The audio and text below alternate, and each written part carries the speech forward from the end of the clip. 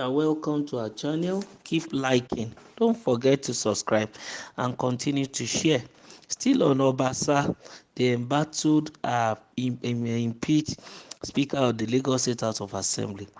Tinubu called a meeting, but he saw a recalcitrant, and I think that was what broke Camel's back. Who said that? A chieftain of the All Progressive Congress in Lagos State, Fuad Oki, during an interview on Chinese television's Politics Today, has shed more light on the impeachment of Honorable Mudashiru Obasa by the members of the Lagos State House of Assembly. When he was talking during the interview, he said that Honorable Mudashiru Obasa's excesses were tabled before the Governor's Advisory Council several times, that's the GAC, and both the impeached speaker and the governor were invited to different meetings to settle the rift between them. But on several occasions, Honorable Mudashiru Obasa showed that he was not interested and was carrying himself like an emperor in the state.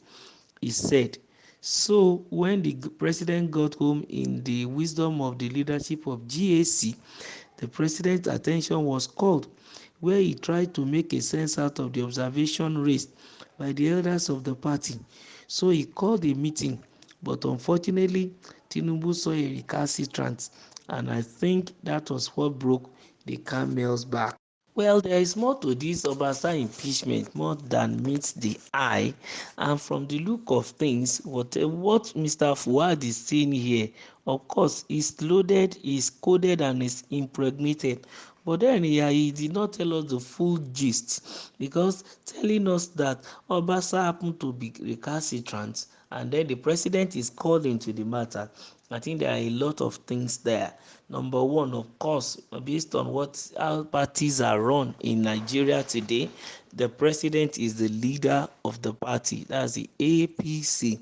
Not forgetting that he was formerly a governor in Lagos State, and also he was in charge of this governor advisory council in Lagos State, and he was a leader. He's still a leader in APC.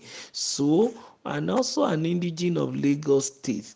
And now, with all this, the GAC felt that they should bring the matter between Mudashiru Obasa and then the governor to the president, Mr. President. And of course, Mr. President, as it were, as an elder in the party and a leader in the state, of course, can give them advice, even if he might not have the final say, because the Governorship Advisory Council will also impute their own contribution.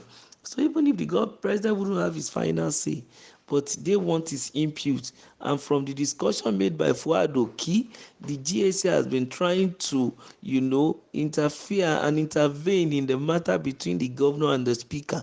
But using the word like the speaker is trying to turn himself to an emperor, he's behaving like an emperor. Those are weighty languages. I'm beginning to think about it, to gather it together, how a speaker in Nigeria of today will have such a guts in a country where we know that it is the governors that are behaving like emperors. So I'm wondering what will warrant the effrontery that the speaker will have to now start behaving like an emperor in this situation between him and his governor. What could be causing issues?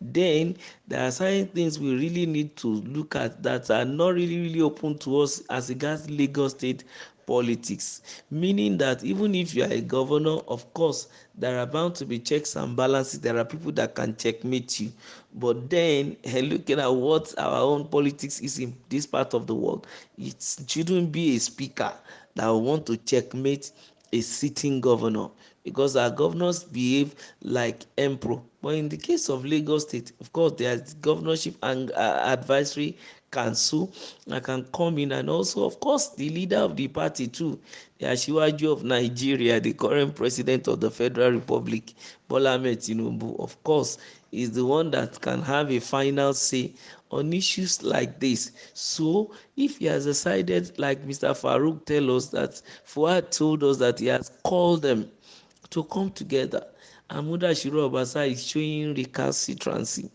I think we really need to ask this man to define the word being recalcitrant, because being adamant and not willing to bend and things like that, that to a large extent is not done in politics. If that is one of his sin, because he has told us that was the stroke that broke the camel's back, of course, how can you begin to stand against an Asiwaju and you think you will survive? You won't be able to survive. We have seen that. But then, why is the speaker recalcitrant?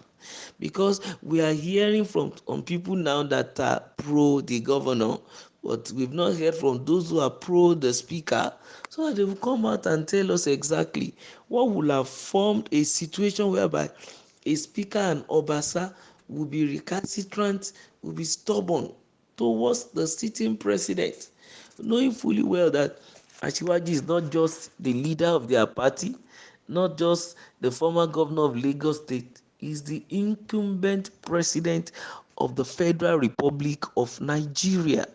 You need to accord him that respect.